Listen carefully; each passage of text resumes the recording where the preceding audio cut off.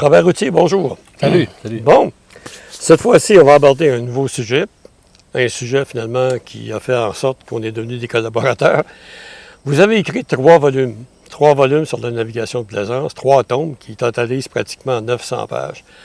Dans un premier temps, j'aimerais que vous m'expliquiez qu'est-ce qui vous a motivé à vous lancer dans une pareille aventure. C'est pas une petite bière écrire un pareil roman. Et dans un deuxième temps, j'aimerais ça que vous nous fassiez une description sommaire, finalement, des 3 volumes. Alors, je vous écoute. OK. Ben, tu viens de dire roman, alors c'est pas du tout un roman. Roman? Je dis ça? Oui, tu as dit ça. C'est un livre technique, en fait. Alors, la raison pour laquelle c'est ce dont on a parlé tantôt, c'est-à-dire mon goût, ma perception de la puissance de l'enseignement, ça a toujours été en moi. J'ai toujours aimé ça, faire ça. Alors, puis aussi, ben, les gens qui ont des expériences, j'arrête pas de le répéter à tout le monde autour de moi, écrivez donc ce que vous avez fait dans votre vie. C'est toujours intéressant pour quelqu'un quelque part. Donc, aussi, c'est que il existe des ouvrages en voile, surtout américaines et surtout françaises. Bon, les ouvrages américains sont adaptés au milieu américain, bien sûr, qui sont essentiellement océaniques. Il n'y a pas de fleuve aux États-Unis. Puis je pense pas qu'on fasse beaucoup de voiles sur le Mississippi. Les ouvrages français, ben les Français ils ont leur façon à eux de voir les choses. Puis la grande Bible française, c'est les Glénats. Et les Glénats, ben ça, c'est une grosse école de voile. Il y en a plusieurs, là. Mais ça, c'est une grosse école de voile qui est née après la Deuxième Guerre mondiale parce qu'il y avait beaucoup d'orphelins en France après la Deuxième Guerre mondiale. Et on a regroupé les enfants dans des classes neige, des classes montagne, des classes voile. Donc, ça fait partie de ce développement-là. Donc, c'est une très grosse école avec une philosophie un petit peu militaire sur les bords, puis un petit peu rigide, tout ça. Puis avec beaucoup d'expressions françaises, puis c'est des livres de voile extrêmement pointus. Donc, il y a des graphiques là-dedans. Puis... Donc, autrement dit, c'est un peu difficile à comprendre pour celui qui commence. C'est pas un ouvrage vulgarisé, là. C'est vulgarisé, mais il y a des aspects très, très techniques et très scientifiques là-dedans. Bon, alors, c'est correct comme bouquin, mais j'ai constaté à un moment donné qu'il n'y avait pas grand-chose adapté aux conditions ici nord-américaines, québécoises. Le restant du Canada, bien, il y a Vancouver, où ils font de la voile, puis il y a des grands lacs où ils font de la voile, mais à part ça, bien, c'est des lacs. Donc, il n'y a pas beaucoup d'endroits spécifiques pour faire de la navigation dans des zones compliquées. Ici au Québec, à cause du Saguenay puis de l'estuaire, bien, c'est compliqué la navigation. Donc, ça m'apparaissait comme bien logique qu'à un moment donné, on se mette à réfléchir puis à écrire, puis qu'il reste des documents là-dessus. Bon, il y a la Fédération de voile canadienne qui ont fait certains bouquins élémentaires, intermédiaires sur la voile. C'est correct, mais on a constaté qu'il y avait des choses là-dedans qui pouvaient être améliorées. On m'a souvent qualifié je me suis moi-même qualifié d'un marin peureux, on pourrait dire plutôt craintif. Alors, dans mon processus d'apprentissage de la voile, en tant qu'élève à la Fédération puis à Voile Québec, puis aussi en tant qu'instructeur, surtout en tant qu'instructeur, j'ai constaté qu'il y avait beaucoup de choses qu'on pouvait améliorer là-dedans. Donc, j'ai tout essayé. Tout ce qui était écrit dans les bouquins, je l'ai essayé. Puis, j'ai constaté qu'il y avait des choses qui ne marchaient pas bien. Donc, on a travaillé là-dessus, puis on a apporté quelques petites améliorations. Tu sais, la voile, ça existe depuis quelques millénaires, là, quand même. Fait que c'est un petit peu audacieux comme, comme idée de vouloir améliorer les trucs. Mais il y avait des choses à améliorer. On les a améliorées. Parce que j'ai tout essayé. J'ai des amis qui sont des plongeurs puis des nageurs professionnels qu'on a fait sauter en bas des bateaux et pour faire la fameuse récupération d'hommes à la mer. En fait, la récupération d'hommes à la mer, c'est un peu un condensé de ce que les gens doivent apprendre dans le premier cours, dans le cours élémentaire.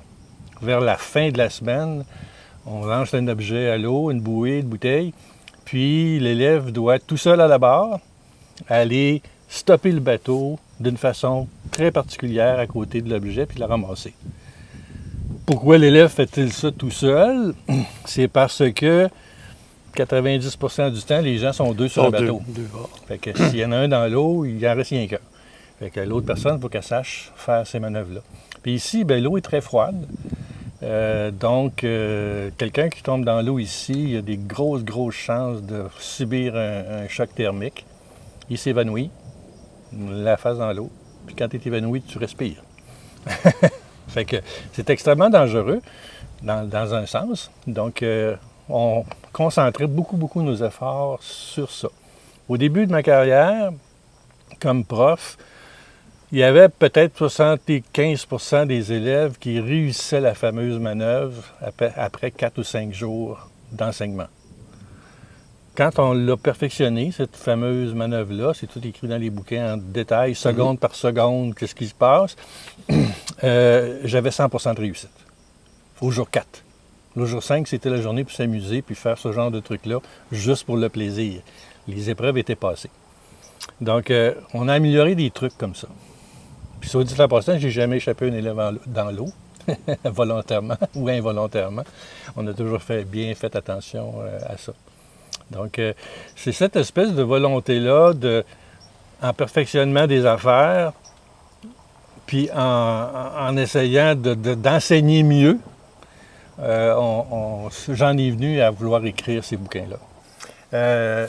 Petit aparté, les 3 couvertures des livres, c'est des peintures d'un ami à moi, qui est un marin, qui habite à Saint-Paul, M. Guy Paquette, qui fait de la peinture intéressante avec ses grands paysages.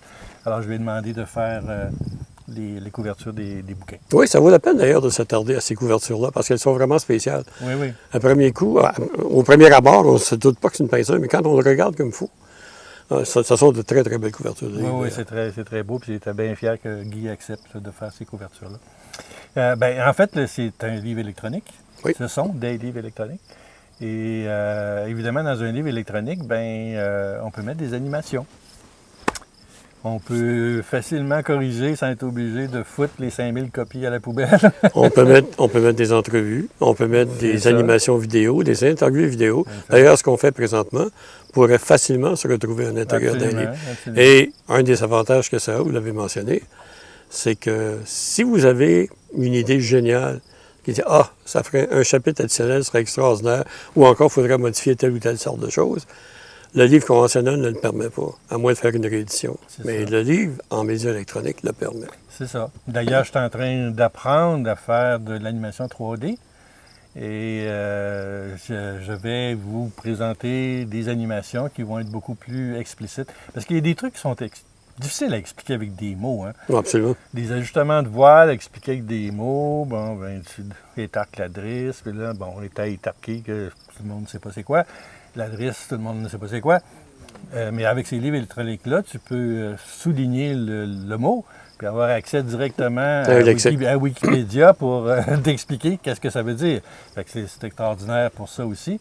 Tu peux prendre des notes aussi. D'ailleurs, c'est un truc, une méthode d'apprentissage qu'on propose dans le bouquin.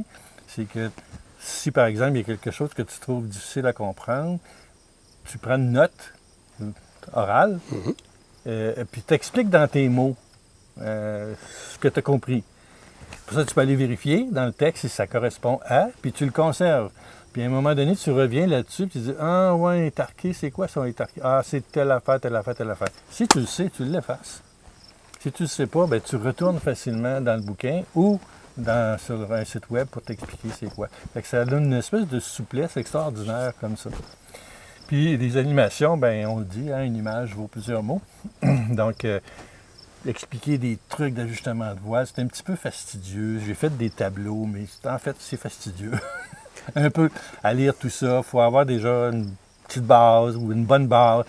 Donc, avec une animation, à un moment donné, tu regardes ça et tu fais comme « Ah ouais, c'est juste ça. Oui, je comprends. » Donc, le gros avantage des bouquins électroniques, c'est ça. Il y en a qui aiment pas, là. Il y en a qui aiment mieux les livres papier.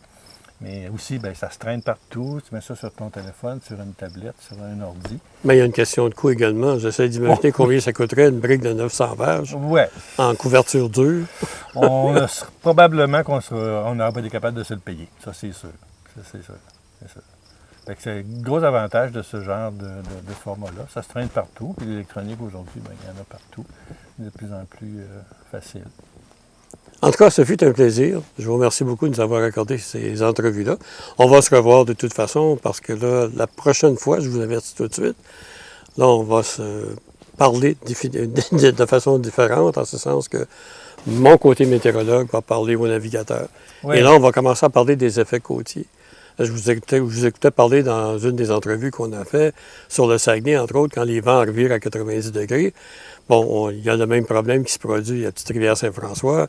Vous pouvez vous en venir avec un vent arrière, qui est un vent du sud-ouest, puis tout à coup, à cause d'un effet qu'on appelle la canalisation, le vent suit les contours et ça revire complètement directement et le vent passe directement au sud. Et il y a plusieurs marins qui ont perdu leur grand voile à cause de ça.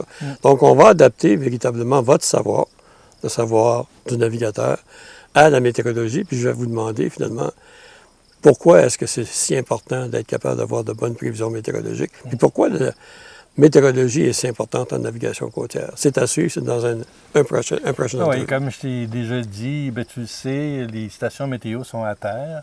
En mer, c'est pas pareil. Des fois, c'est 10 puis 15 de fois plus élevé comme condition. Puis la météo n'est pas faite pour les marins ici. En Europe, c'est autre chose. La côte atlantique en Europe, là, c'est vraiment ultra précis. Mais ici, c'est pas fait pour ça. Il n'y a pas énormément de pêcheurs non plus. Il y a des plaisanciers, on appelle des fois des plaisantins. C'est les gars de cargo, ils appellent ça des plaisantins. Bon. Alors, c'est ça. Puis, comme je t'ai déjà dit, ben, tu sais, se faire mouiller à Montréal, c'est une catastrophe. Puis, mourir en mer, sur la Côte-Nord, c'est un fait divers. Donc, la météo n'a pas la même importance dans l'esprit des gens qui la font, la météo. Ça prendrait une météo spécifique pour les navigateurs. Oui, bien c'est ça. Vous me permettrez peut-être une petite diversion, c'est que oui, effectivement, au niveau du ministère de l'Environnement, qui est responsable des prévisions météorologiques au Canada, bon, il y a plusieurs fournisseurs privés, là, mais on fait effectivement des prévisions maritimes. Mais les prévisions maritimes sont des prévisions de tendance. C'est-à-dire qu'on vous dit, bon, ben sur le corridor, entre, par exemple, Tadoussac et Bécomo, les vents vont être du sud-ouest de 15 à 25 nœuds. Mais ça, c'est la tendance générale. Si vous allez à 400 km au large, c'est exactement ce qui va se passer. Mais si vous êtes en bordure, vous êtes en navigation côtière, là, c'est une autre paire de manches. Le vent peut être radicalement différent, la vitesse du vent peut être influée. On ne tient pas compte de la stabilité de l'air. Stabilité de l'air au sol, ça veut rien dire, mais en mer, ça a une importance au niveau, finalement, des précipitations et de la vitesse du vent. Donc, c'est pour une prochaine série d'entrevues, mais on va véritablement faire le tour météo et navigation. Il y a des choses intéressantes à dire, puis c'est des choses que souvent les météorologues ne peuvent pas dire ou ne connaissent pas, ou je ne sais pas trop qu'est-ce qui se passe, mais comme par exemple, quand il y a des temps orageux, l'eau est froide ici, partout sur la Côte-Nord, etc., les cellules orageuses ne sont pas capables de progresser sur le plan d'eau froid. Donc nous, quand il y avait des journées orageuses, notre abri, c'était en plein milieu du fleuve, parce qu'on savait qu'il ne se rendrait jamais là. Ouais, puis ça, les météorologues n'en parlent pas. C'est quelque chose qui m'avait surpris d'ailleurs, et on en a tenu compte par la suite. Ça serait intéressant que les marins sachent ce genre de truc-là. Bien sûr. C'est ça. En 81, j'ai eu l'occasion de faire un voyage qui était considéré un petit peu comme débile, c'est-à-dire partir de la frontière du Labrador et revenir jusqu'à cette île dans une embarcation pneumatique de 14 pieds. Inutile de vous dire que des vagues de la hauteur d'un deuxième étage, j'en ai vu pour m'assouvir jusqu'à la fin de mes jours. Mais il n'en reste pas moins que quand on me demande pourquoi j'ai fait ce voyage, bien, il y en avait trois. L'aventure, la photographie, mais surtout, ça faisait déjà 10 ans que je donnais des prévisions maritimes à ces gens-là. Et je voulais aller voir ce que ça avait l'air.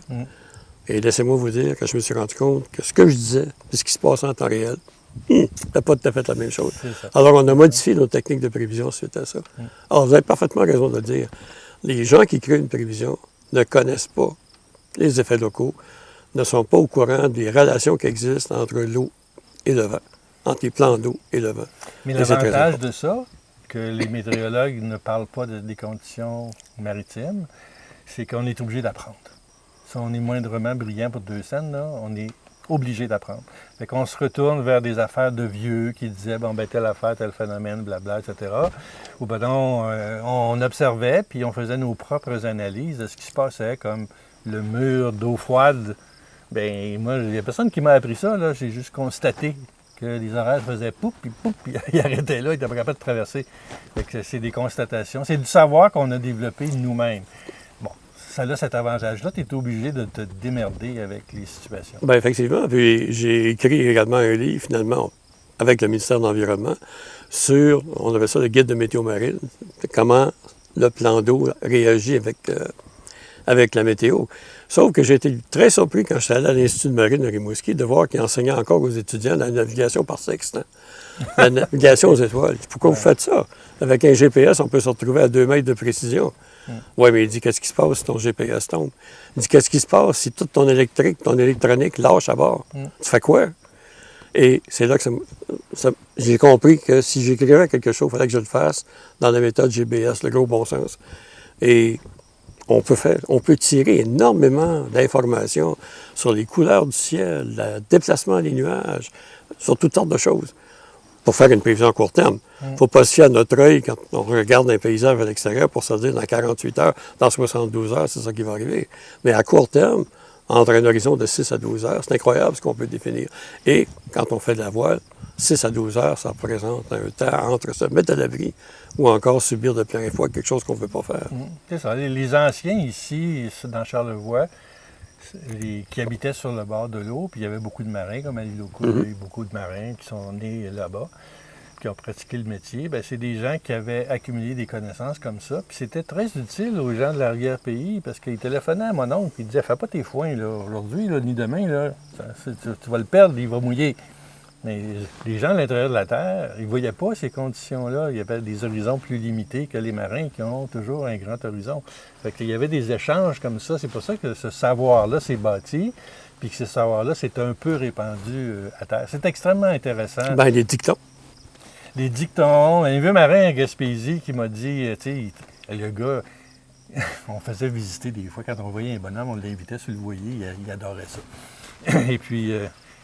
mon ami dit, on était tellement pauvres qu'on n'avait même pas de compas. On n'avait même pas de boussole. Mais là, je disais, c'est les bancs de Terre-Neuve, comment vous faisiez dans les brouillards d'advection où on ne voit pas le devant du bateau, tu sais. Puis il disait, il dit, quand c'était un ordre d'air, on mettait la vague dans le joue tribord pour on rentrait direct à la maison avec ça. T'imagines-tu aujourd'hui?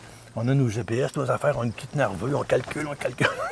C'est ça, il mettait la vague. Il regardait la direction de la vague. Moi, j'ai été très impressionné par le savoir de ces gens-là. On va en parler pour une prochaine fois. Okay. Alors, M. Routier, Robert, merci encore. Au plaisir. À la prochaine. Ouais.